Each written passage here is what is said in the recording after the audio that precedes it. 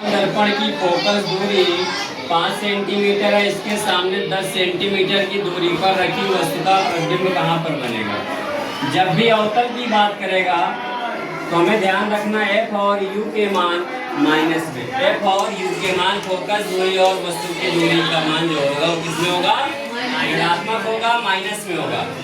तो एक अवतल दर्पण की फोकस दूरी को एफ से डिनोट करते हैं। किससे डिनोट करते हैं, एफ से, स्मॉल एफ से, ठीक है ना। मैं लिख दे रहा हूँ फोकस दूरी एफ बराबर माइनस में रह गई, ठीक है ना, माइनस का 5 सेंटीमीटर, ठीक। इसके सामने 10 सेंटीमीटर की दूरी पर रखी वस्तु का प्रतिबिंब, वस्तु कहाँ पर रखी है, 10 सेंटीमीटर पर। u का मान भी माइनस रहेगा और u क्या कहलाता है, वस्तु की दूरी। क्या कहलाता है, वस्तु की। हमसे पूछ रहा है प्रतिबिंब कहाँ पर बनेगा, v का मान पूछ रहा है। किसका मान पूछ रहा है, v का मान पूछ रहा है, ठीक है, अर्थात प्रतिबिंब की दूरी पूछ रहा है।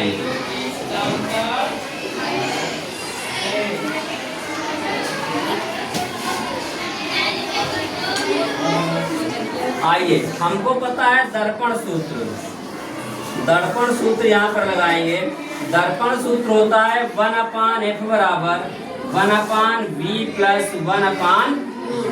हमें v का मान निकालना है तो v को इधर रखेंगे और u को इधर भेज देंगे।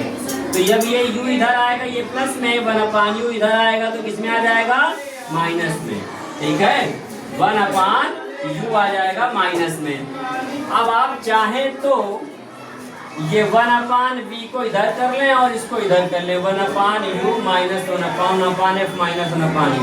नहीं चाहते तो ऐसे ही मान रख करके सॉल्व कर लें।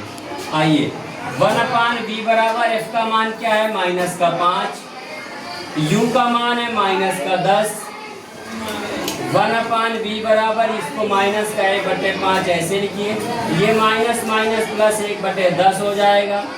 1/v बराबर 5 और 10 का एलसीएम लासा 10 आएगा। इससे हर से भाग देंगे, 5 दूनी 10, 2 का अंश में गुणा होगा, माइनस 2 1 2 प्लस 10 का भाग दिया, 10 1 10, 1 आया, 1 का 1 में गुणा हुआ 1 आया।